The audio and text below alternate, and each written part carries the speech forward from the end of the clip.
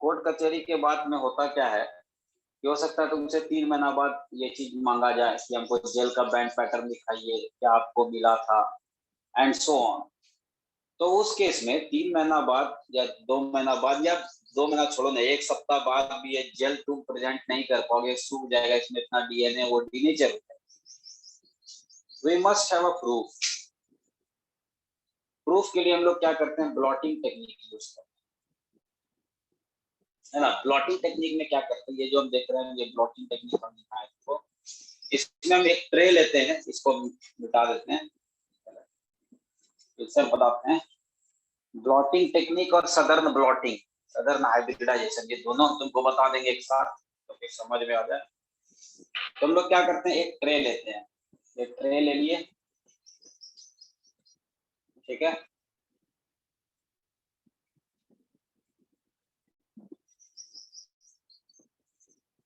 ना। और इस ट्रे में हम लोग क्या करते हैं, जेल नीचे रख देते हैं, जो हमारा जेल है जिसमें डीएनए बैंड है,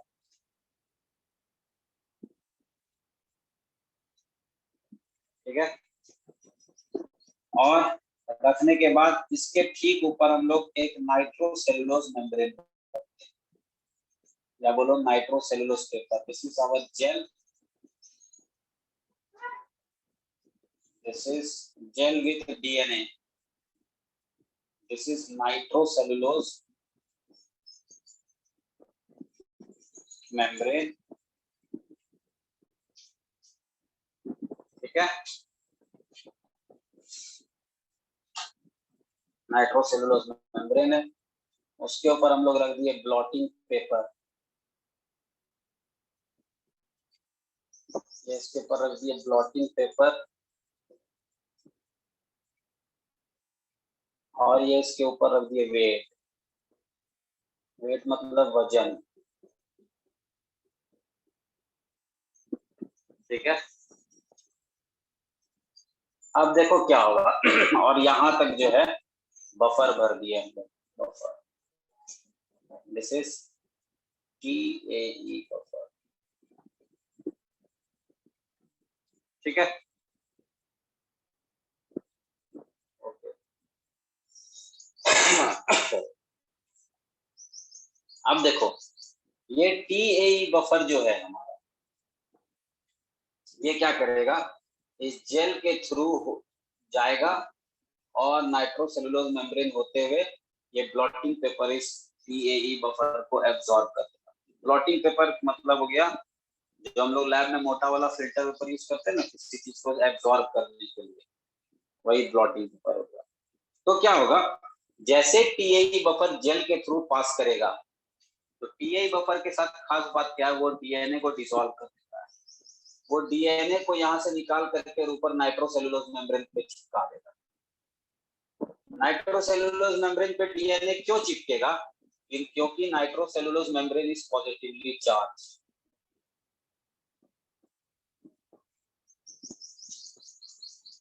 नाइट्रोसेलुलोज मेम्ब्रेन कैसा होता है, पॉजिटिवली चार्ज होता है, इसीलिए डीएनए जाकर के उस पर चिपक जाएगा। तो ना what we will get a nitrocellulose paper और मेम्ब्रेन और sheet having the band of DNA in same pattern as we have obtained earlier, जैसा हम लोग ऑब्टेन किए थे जेल में डीएनए का, जैसा जेल में बैंड था ना डीएनए का, सेम डीएनए का बैंड हमको नाइट्रोसेलुलोज मेम्ब्रेन में मिल जाएगा। This is called blotting technique, इसको हम लोग क्या बोलते हैं, ब्लॉटिंग,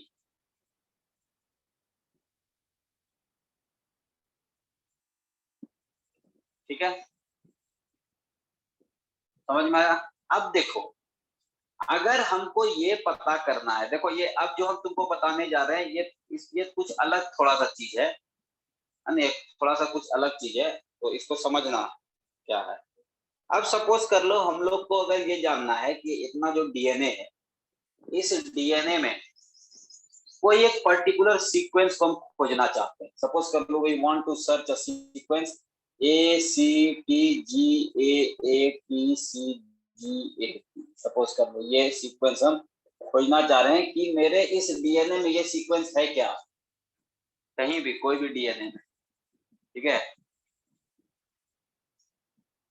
ठीक है, ये सीक्वेंस है क्या, अगर हम ये खोजना चाहते हैं कि ये तीनों हर एक बैंड में ए बी सी तीनों, if we want to search a particular sequence, what we will do, what we must do southern hybridization. क्या करना चाहिए हम लोग को, सदर्न हाइब्रिडाइजेशन।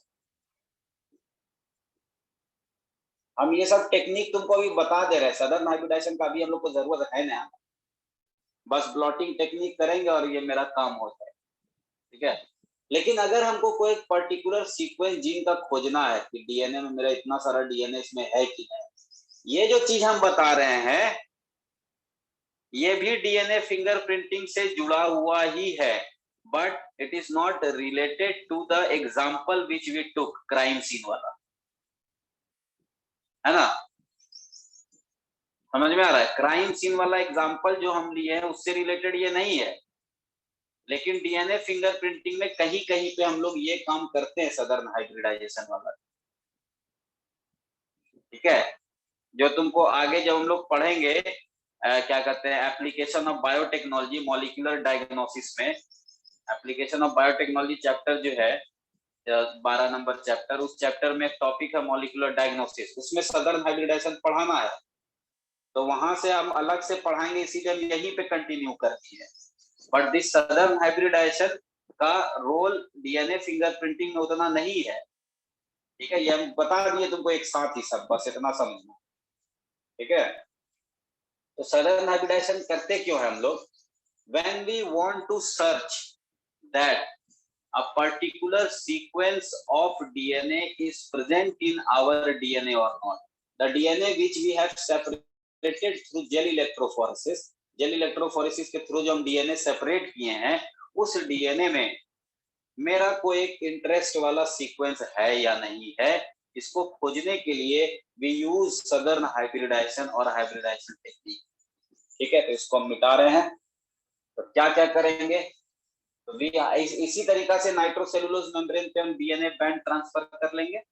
ट्रांसफर करने के बाद जो सीक्वेंस हम खोज रहे हैं उस सीक्वेंस का, ये सीक्वेंस हम खोज रहे हैं ना, we are interested in this sequence, है ना, तो इस सीक्वेंस का कॉम्प्लीमेंट्री सीक्वेंस हम बना लेंगे लैब में। What will be the complementary sequence of this DNA, it will be T G A C T T A G C T A, 3 prime to 5 prime, ये हम सीक्वेंस लैब में बना लेंगे। ये क्या हुआ, प्रिपेयर्ड इन लैब।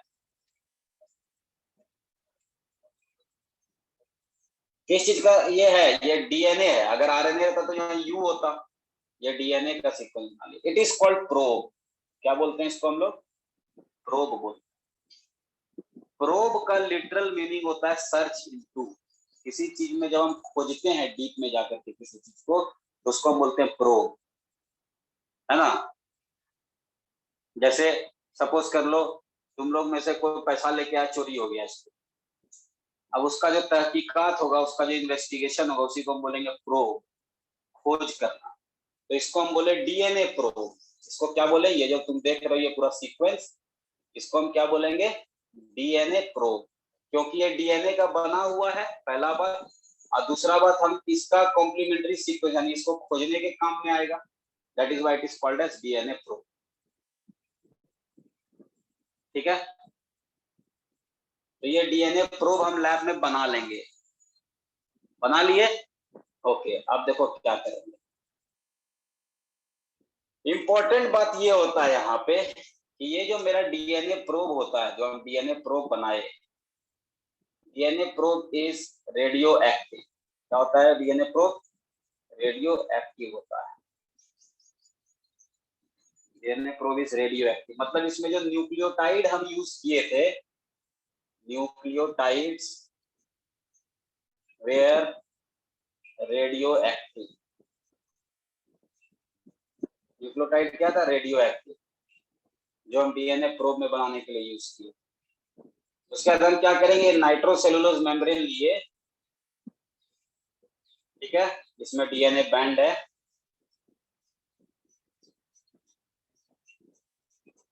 ना, और इस पे डीएनए प्रोब के सॉल्यूशन को डाल देंगे, और डालने के बाद 15-20 मिनट के लिए छोड़ दें। समझ में आया? 15-20 मिनट के लिए हम लोग छोड़ देंगे। छोड़ने के बाद क्या होगा, ध्यान से समझना। ये प्रोब ये जो प्रोब हम बनाए थे, डीएनए प्रोब का क्या सीक्वेंस था, TGA CTTA GCTA, ये सीक्वेंस था 3 प्राइम टू 5 प्राइम। तो इस सीक्वेंस को जहां इसका कॉम्प्लीमेंट्री सीक्वेंस मिला होगा वहां वो जाके चिपक गया होगा, चिपक गया होगा, नहीं चिपक गया होगा। तो 15 मिनट में क्या हुआ, सपोज कर लो चिपक गया, यहाँ यहाँ यहाँ चिपक गया। उसके बाद हम क्या करेंगे, इस पे एक्सरे डालेंगे, एक्सरे। तो ये यहाँ से साइन करेगा, ये लाइट एमिट करेगा, साइन करेगा। तो जहां जहां से साइन करेगा हम समझ जाएंगे कि वहां पे मेरा डीएनए प्रोब जाकर के अटैच हो गया, तब ना वहां से रेडियो एक्टिविटी आ रहा है। तो इसका मतलब यहाँ पे मेरा वो ये वाला सीक्वेंस है, यहाँ पे भी सीक्वेंस है, यहाँ पे भी सीक्वेंस है, यहाँ पे भी सीक्वेंस है। तो इससे हमको ये पता चल गया कि yes, in these 2 DNA band we have this sequence. ठीक है, ये जो टेक्निक हम तुमको बताए, ये टेक्निक यूज किया जाता है जेनेटिक डिजीज को पता करने के लिए कि कोई एक इंडिविजुअल में जेनेटिक डिजीज है या नहीं है ना, कैंसरस काउजिंग जीन को पता करने के लिए, या जो भी जेनेटिक रिलेटेड कोई डिसऑर्डर है उसका वो जीन है या नहीं है, ये पता करने के लिए ये सदर्न हाइब्रिडाइजेशन टेक्निक किया था। हाइब्रिडाइजेशन का मतलब क्या हुआ, हाइब्रिडाइजेशन का मतलब ये हुआ, देखो ये पेरेंटल डीएनए के साथ मेरा प्रोब का हाइब्रिड बन जाना, दिस इज हाइब्रिडाइजेशन। और सदर्न क्यों बोलते हैं, क्योंकि ये साइंटिस्ट का नाम था सदर्न, वो इसको डिस्कवर किया। तो सदर्न ब्लॉटिंग में हम लोग जो प्रोब यूज करते हैं, इट इज डीएनए प्रोब। अगर ये प्रोब हम आरएनए का बनाए और प्रोसेस सेम रखे, तब उसको हम नदर्न ब्लॉटिंग कहेंगे या नदर्न हाइब्रिडाइजेशन कहेंगे। और एक होता है वेस्टर्न हाइब्रिडाइजेशन, जो प्रोटीन का किया जाता है। ठीक है, समझ में आया सबको? हाँ। किसी को कुछ पूछना है? हाँ आचार्य जी, ये जो हाँ। हम लोग डीएनए प्रूफ जो हम लोग तैयार किए मतलब लैब में, जो बताया आपकी रेडियो एक्टिव होगा, हाँ। तो हमको ना जो वाला सीक्वेंस हमको ढूंढना है उसमें तो उसी सीक्वेंस का हम कॉम्प्लीमेंट्री बनाएंगे ना, हाँ। तभी ना वो जाके उस पर अटैच होगा। Yes yes. हाँ ठीक है।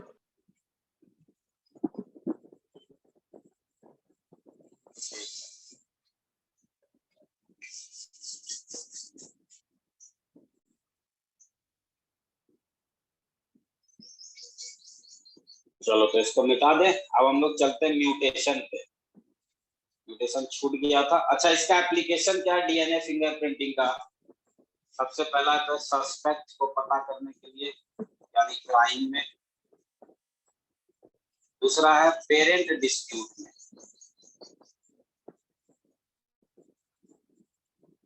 पेरेंट डिस्प्यूट कई बार तुम लोग देखोगे फिल्म में कि जैसे सपोज कर लो कि एक अनाथ बच्चा है, अनाथ बच्चा है, अब वो अनाथ बच्चा अनाथालय में अपना जिंदगी काट रहा है।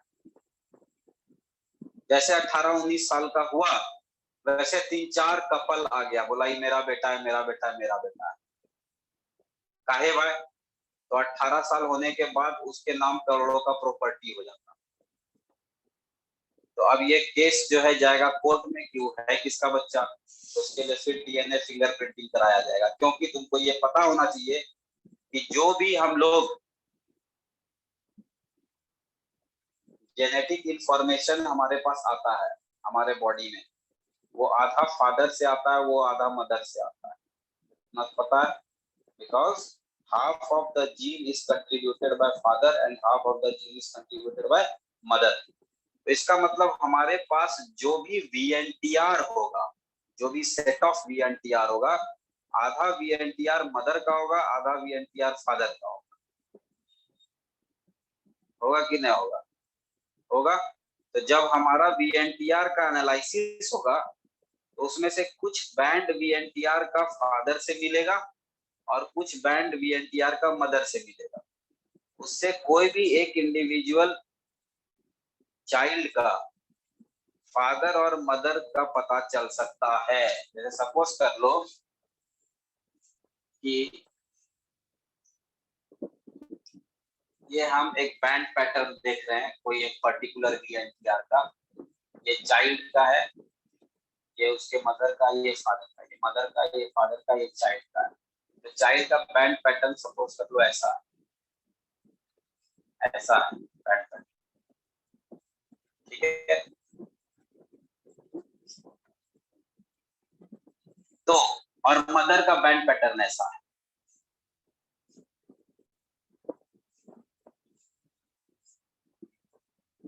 कोई एक पर्टिकुलर VNTR को हम लोग देख रहे हैं, ठीक है, और फादर का ऐसा है।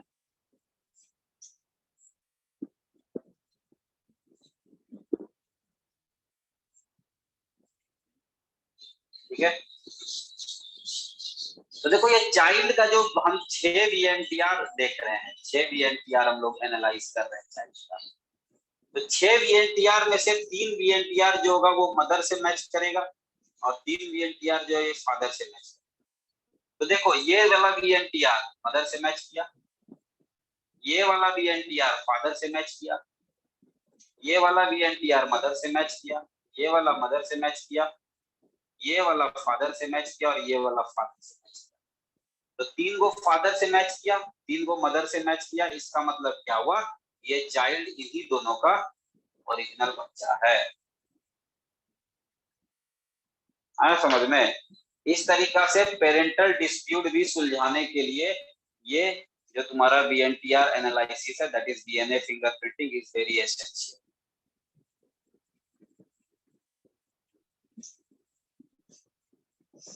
ठीक है, ठीक है। अब हम लोग चलते हैं म्यूटेशन पे।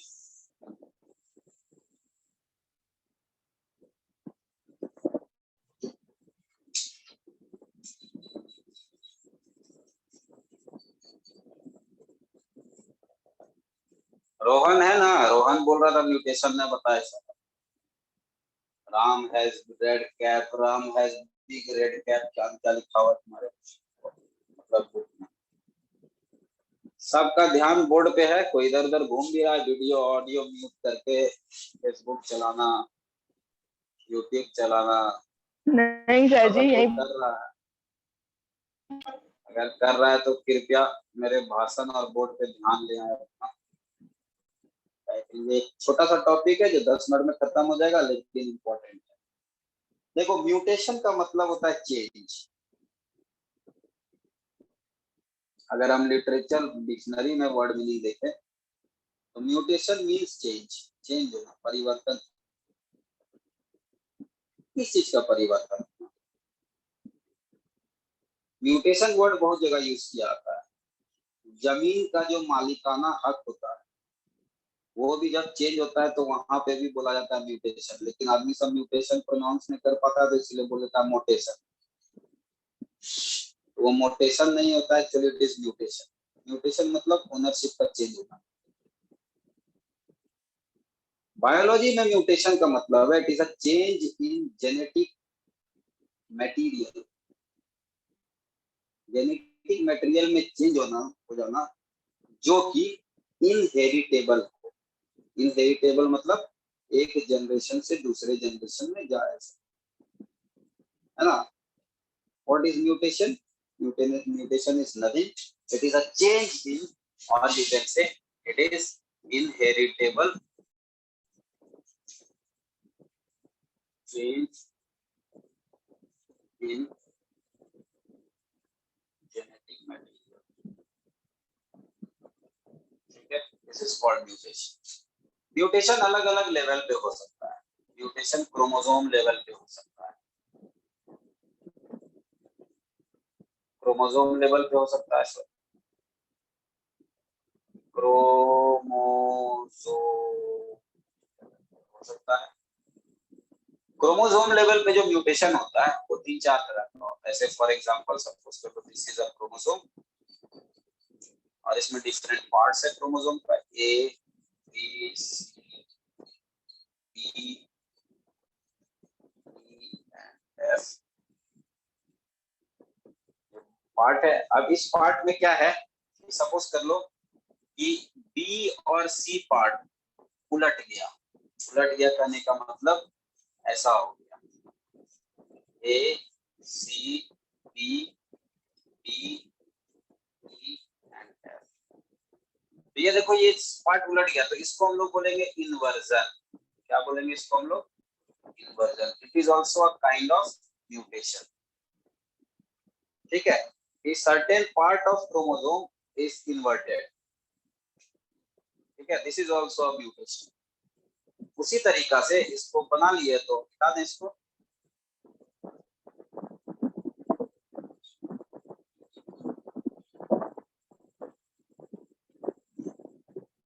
हाँ जी। उसी तरीका से और भी है इसमें, A B C D E F. Suppose कर लो एक पार्ट इसमें गायब हो गया, B C D E F, तो इसमें ए गायब हो गया, तो it is called deletion.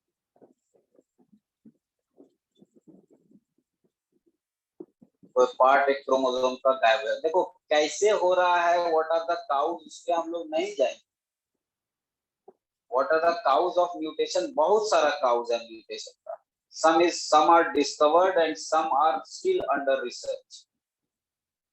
So we are here to learn about mutation. हालांकि हम उसके बारे में बताएंगे तुमको कि क्या क्या एजेंट्स है जिसके थ्रू म्यूटेशन हो सकता है, लेकिन पहले हम लोग म्यूटेशन जान ले कि क्या होता है, कितने तरह का होता है। तरह तो बहुत है, जो बेसिक चीज है वो हम बता रहे हैं। एक हम बताए तुमको इन्वर्जन, एक बताए डिलीशन, दूसरा है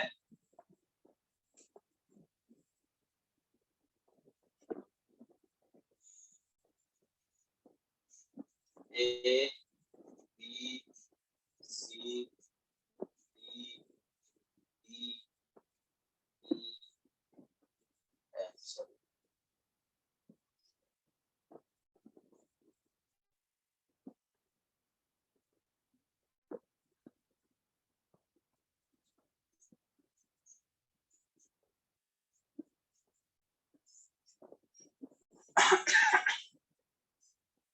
A B C D F. तो यहाँ देखो तुम ई जो है डुप्लीकेट कर गया है, 2 गो हो गया, इसको हम लोग बोलते हैं डुप्लीकेशन।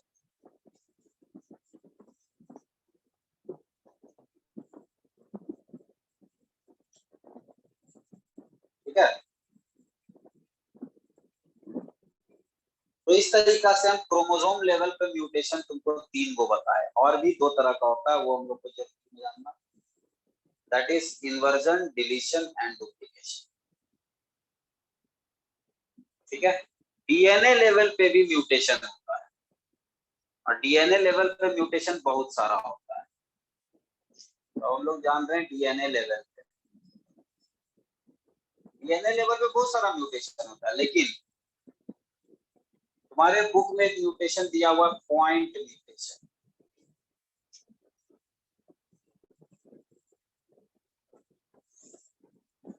पॉइंट म्यूटेशन हम तुमको एक एग्जांपल लेके समझाएंगे कि ये पॉइंट म्यूटेशन क्या होता है और ये कितना खतरनाक है।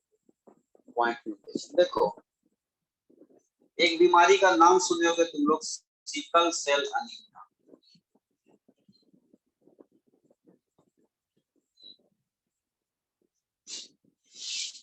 सिकल सेल अनीमिया एक खास तरह का अनीमिया। अनीमिया मतलब क्या होता है? खून का कमी। अनीमिया मतलब नहीं, anaemia is a condition which is characterized by loss or reduction in hemoglobin. Haemoglobin के अमाउंट में कमी हो जाना, दैट इज अनीमिया। तो होता क्या है, इस तरह का अनीमिया 10 तरह का होता है, लगभग 10 टाइप्स ऑफ अनीमिया आते हैं। ये जो अनीमिया तुम देख रहे हो ये जेनेटिक डिजीज है। इसके अलावा अनीमिया जो होता है, इरिथ्रोब्लास्टोसिस अनीमिया होता है, मेगाब्लास्टिक अनीमिया होता है, न्यूट्रिशनल अनीमिया होता है ना। तो बहुत तरह का अनीमिया होता है, पर्नीशियस अनीमिया होता है, बहुत डिफरेंट टाइप्स ऑफ अनीमिया होता है, but it is a genetic anaemia, sickle cell anaemia. इसमें क्या होता है कि जो आरबीसी, हमारा आरबीसी का शेप गोल होता है ना, डिस्क लाइक, वो डिस्क लाइक ना होकर के इस तरह का सिकल के जैसा हो जाता है। तो ओबियस सा बात है, अगर हम दोनों के वॉल्यूम को कंपेयर करें, वॉल्यूम को कंपेयर करेंगे तो इसका वॉल्यूम ओबियसली कम हो गया है। तो कम वॉल्यूम में हीमोग्लोबिन जो होगा इसका वो भी कम होगा और इसका हीमोग्लोबिन ज्यादा होगा। तो जब हीमोग्लोबिन कम होगा तो ऑक्सीजन कैरिंग कैपेसिटी भी इसका कम हो जाएगा और वही कंडीशन को हम लोग अनीमिया बोलते हैं। आया समझ में? हाँ। ओके, तो ये सिकल सेल अनीमिया होता क्यों है, इसका एग्जांपल बहुत बार तुम्हारे सामने आएगा, बहुत इंटरेस्टिंग डिजीज भी है ना। और ये डिजीज कैसे होता है इसके बारे में हम लोग बात करें, क्योंकि ये बहुत अच्छा से समझा गया है। तो जो हमारा हीमोग्लोबिन होता है, हीमोग्लोबिन, और यू कैन से हीमोग्लोबिन, ये दो चीज से मिलके बना होता है। पहले भी हम बताएं तुम लोग को, हीम और ग्लोबिन प्रोटीन। ग्लोबिन प्रोटीन दो तरह का होता है, अल्फा और बीटा, ठीक है। बीटा प्रोटीन जो होता है इसमें 2 अल्फा चेन होगा और 2 बीटा चेन होगा ग्लोबिन, ये 2 गो होगा और ये भी 2 गो। तो बीटा चेन जो होता है, हम लोग पढ़ रहे हैं पॉइंट म्यूटेशन, डीएनए लेवल पे क्या होता है ये समझने का कोशिश कर रहे हैं। तो बीटा चेन जो होता है, सपोज कर लो this is a beta chain, इसमें बहुत सारा अमाइनो एसिड होगा,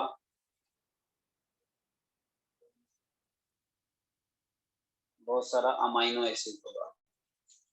तो इसमें 1 2 3 4 5 5 6 7 8 9 10 11, देखो बहुत सारा अमाइनो एसिड होता है, 11 गुना होता है।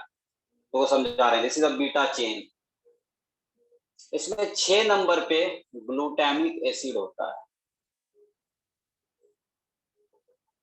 जनरली जो नॉर्मल बीटा चेन होता है ग्लोबिन प्रोटीन में, उसमें 6 नंबर पे ग्लूटामिक एसिड होता है।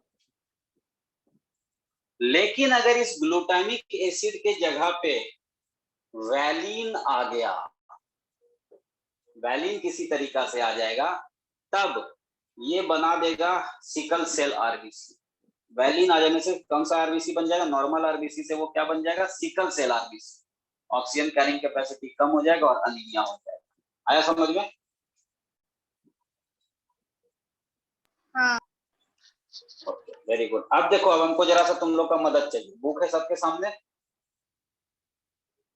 बुक में जो जेनेटिक कोड वाला जो पेज है, जिसमें 64 जेनेटिक कोड टेबल से बनाया हुआ है, उस पेज को खोल।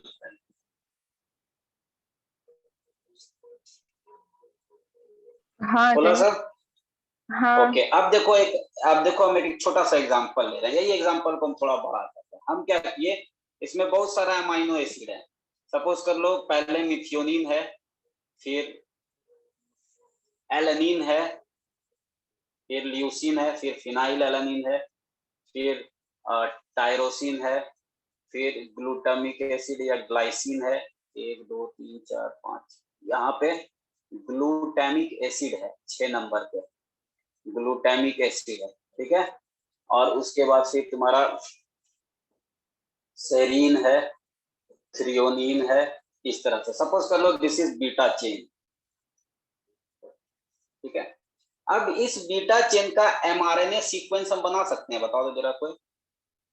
ये बीटा चेन अगर है, प्रोटीन है ये, तो ये किस एमआरएनए से बना था वो हम बना सकते हैं।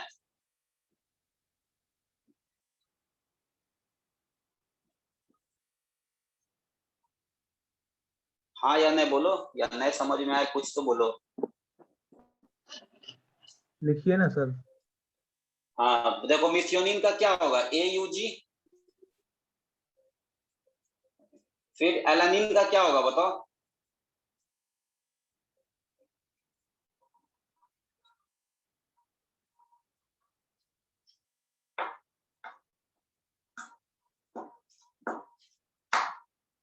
नहीं समझ में आया तुम लोग को लगता है। नहीं, हाँ एक या बार नहीं कुछ बताइए बोल। सर जी। हम कुछ नहीं कर रहे हैं, हम लोग को ये पता है कि हमारे mRNA से प्रोटीन बनता है, ये पता है। लेकिन अब हमारे पास प्रोटीन है, उसका mRNA बना रहे हैं, तो बना सकते हैं कि नहीं, हमको सिर्फ उसका अमाइनो एसिड सीक्वेंस चाहिए। अमाइनो एसिड सीक्वेंस मिलेगा, जैसे ये मिथ्योनिन है तो हम टेबल में देखेंगे कि मिथ्योनिन के लिए कौन सा कोड यूज होता है, कौन सा जेनेटिक कोड होता है, वही जेनेटिक कोड ना मेरे mRNA पे होगा। हाँ होगा कि नहीं होगा, हैं? हाँ सिंपल हाँ है। सर। तो कुछ नहीं करना है, 5 प्राइम देना। मिथ्योनिन का जेनेटिक कोड क्या होता है, AUG। AUG होगा। एलानिन का क्या कोड होता है, GCU। GCU। हाँ जी सर। ल्यूसीन का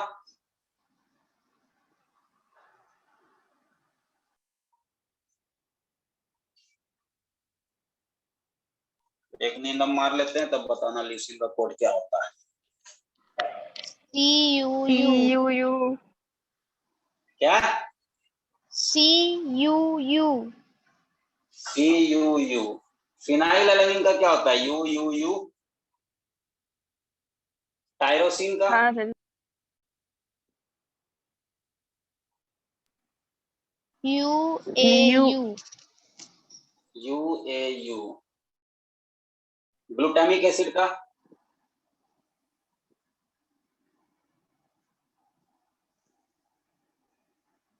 हाँ। GLU लिखा होगा, GLU।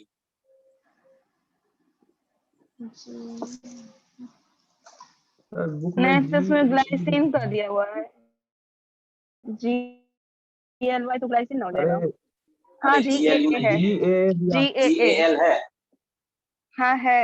GLU GAA। है। GAA। सेरीन का AGU। AG। U। AGU। हाँ। और थ्रियोनिन का THR का ACU। ACU। और लास्ट में होगा UAA, स्टॉप कोडॉन 5 3 प्राइम में। ठीक है, ये हमारा सीक्वेंस जो आ गया, ये हमारा mRNA का सीक्वेंस मिला, यही mRNA से ये बीटा चेन बना होगा। ठीक है, लेकिन ये 6th पोजीशन पे देखो, this is glutamic acid, GAA। अब हमको ये बताओ, वैलिन का कौन कौन सा कोड होता है, जेनेटिक कोड वैलिन का क्या क्या होता है।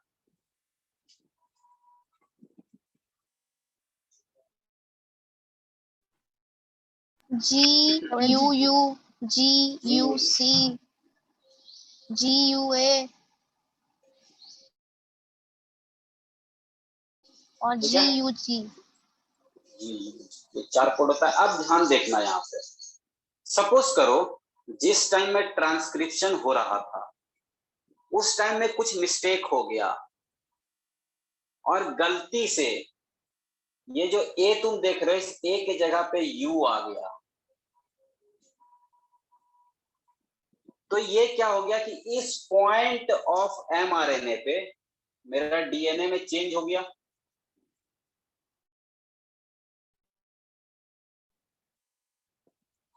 तो इसको हम क्या बोल दिए, म्यूटेशन।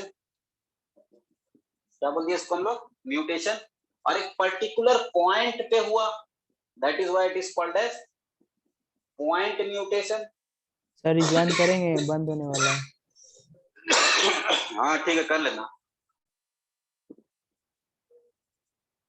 तो इसको हम क्या कहेंगे, पॉइंट म्यूटेशन कहेंगे, है ना। This is point mutation. अब जब ट्रांसलेशन होगा तो छठा नंबर पे ग्लूटामिक एसिड के जगह पे क्या आ जाएगा, वैलिन आ जाएगा। आ जाएगा कि नहीं आ जाएगा, और वैलिन आने के हाँ। कारण वैलिन आने